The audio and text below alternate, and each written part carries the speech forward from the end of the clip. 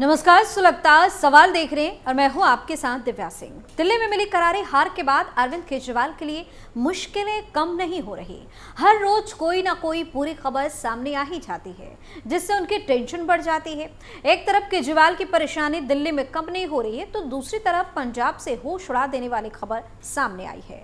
जिस पंजाब में अपना ठिकाना बनाने के चक्कर में केजरीवाल है, वहां भी सब कुछ तबाह होता दिख रहा है।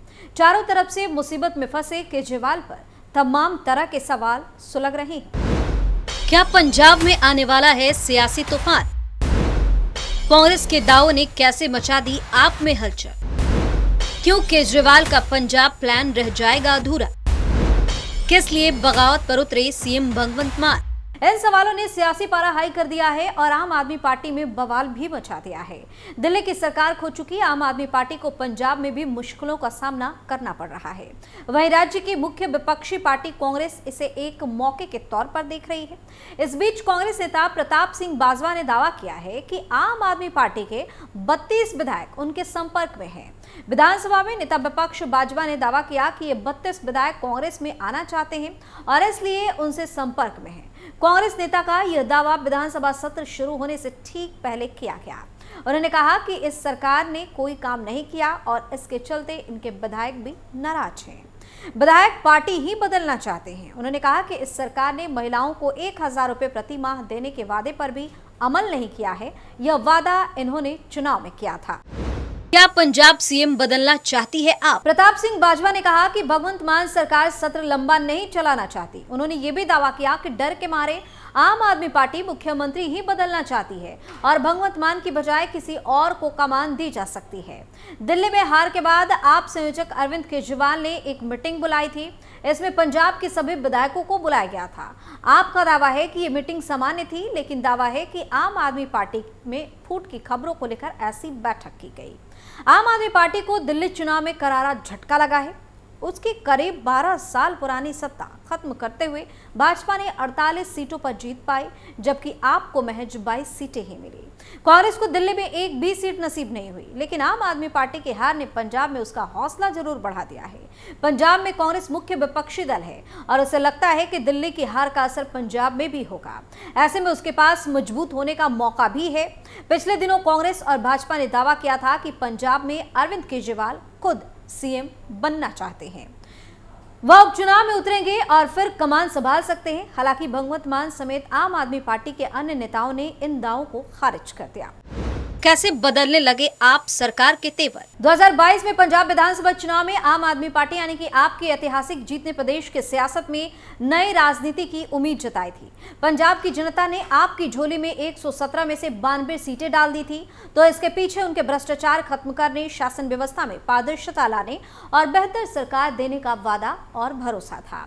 लेकिन 3 साल के भीतर ही पार्टी को अपने ही गढ़ दिल्ली में करारी हार का सामना करना पड़ा, जिससे पंजाब को लेकर भी पार्टी की साख पर सवाल उठने लगे। बदली परिस्थितियों में पंजाब की भगवंत मान सरकार ने भ्रष्टाचार के खिलाफ अपने चुनाव पूर्व के ऐलानी एजेंडे पर ध्यान देना शुरू कर दिया है। दिल्ली विधानसभा चुनाव में आपकी हार का एक बड़ा कारण भ्रष्टाचार के आरोप बताए जा रहे हैं। इसमें कथित शराब नीति घोटाला और शीश महल विवाद तो कुख्यात हो चुके हैं। दिल्ली की जनता के फैसले से सबक लेते हुए पार्टी ने अपनी खोई हुई साख वापस पाने के लिए पंजाब में भ्रष्टाचार के खिलाफ मोर्चा खोलने के साथ इसकी शुरुआत की है। 2027 में पंजाब में भी विधानसभा चुनाव है। ऐसे में आप सरकार को अपनी छवि सुधारने में ही बेहतर विकल्प नजर नहीं आ रहा। क्यों शुरू हुआ भ्रष्ट अधिकारियों के खिलाफ एक्शन? एक रिपोर्ट के मुताबिक हाल ही में भगवंत मान सरकार ने 236 लॉ ऑफिसरों से इस्तीफे मांगे। सरकार का कहना है कि एडवोकेट जनरल यानी कि एजी दफ्तर की परफॉर्मेंस से वो संतुष्ट नहीं है, क्योंकि कई अहम मुकदमों में सरकार को अदालतों में हार का सामना करना पड़ा है। हालांकि एडवोकेट जनरल गुरमिंदर सिंह का कहना है कि दफ्तर के पुनर्गठन तक अधिकारी काम करते रहेंगे। इसके अलावा भ्रष्टाचार के आरोपों की वजह से 50 से ज्यादा पुलिसकर्मियों की छुट्टी की गई है।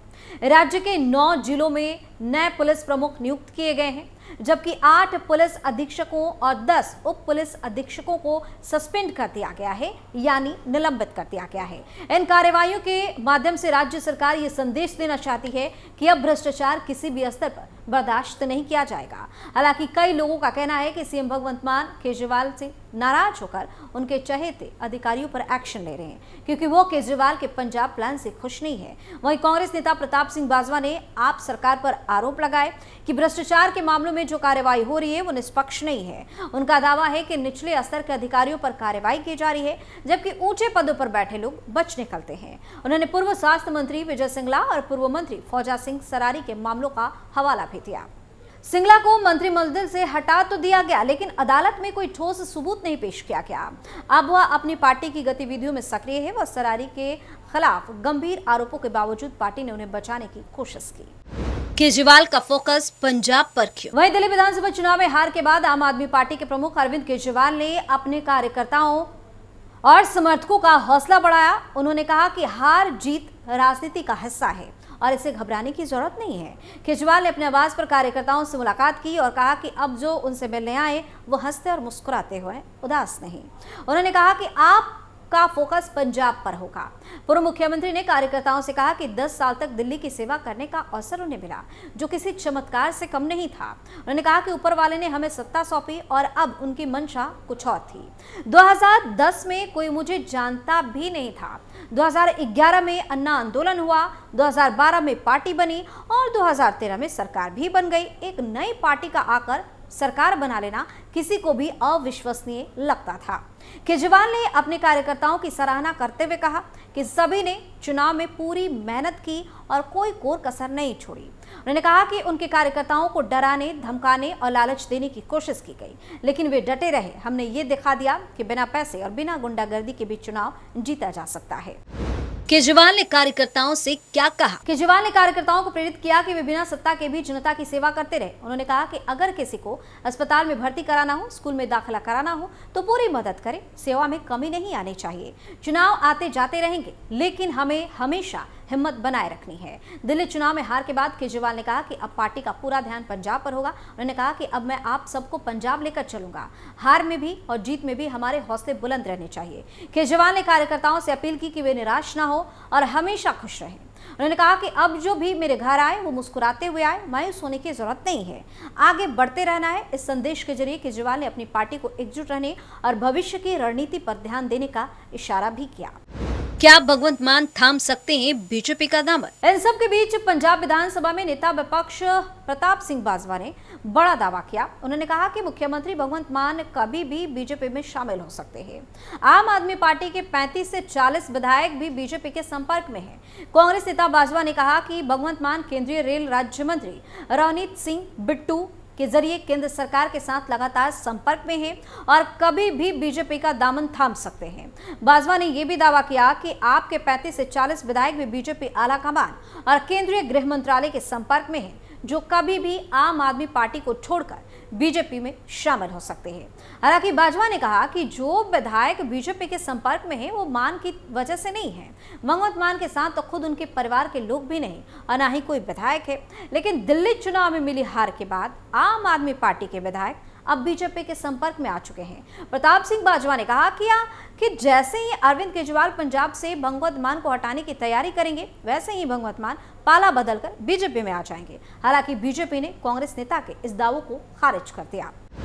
बाजवा के दावों को बीजेपी ने किया खारिज। पंजाब बीजेपी के पूर्व अध्यक्ष और पठानकोट से विधायक अश्वनी शर्मा ने कहा कि हमें पंजाब में सरकार बनाने के लिए आम आदमी पार्टी के विधायकों की कोई आवश्यकता नहीं है, क्योंकि आम आदमी पार्टी को तो पहले ही जनता नकार चुकी है। अश्वनी शर्मा ने कहा कि अगर पंजाब में आज चुनाव हो जाए तो बीजेपी अपने दम पर सरकार बना सकती है और हमें पूरी उम्मीद है कि 2027 में जनता पंजाब में बीजेपी को इसी तरह वोट करेगी जिस तरह से दिल्ली की जनता ने किया है। और प्रताप सिंह बाजवा बेवजह का दावा कर रहे हैं और वो इस तरह की अफवाह पहले भी फैलाते रहे हैं और फैला चुके हैं। लेकिन गौर करने वाली बात यह है कि अगर बाजवा की बात में थोड़ी सी भी सच्चाई हुई तो पंजाब से भी आम आदमी पार्टी का नामो निशान खत्म हो जाएगा, क्योंकि कुछ विधायक कांग्रेस में, कुछ विधायक बीजेपी में, जिसके बाद केजरीवाल फूट फूट कर रोने पर मजबूर हो जाएंगे और उनका जो पंजाब प्लान है वो पूरी तरह से ध्वस्त हो जाएगा। सुलगता सवाल में फिलहाल के लिए इतना ही। आप अपनी राय हमें कमेंट करके जरूर बताएं और देखते रहिए कैपिटल टीवी। धन्यवाद।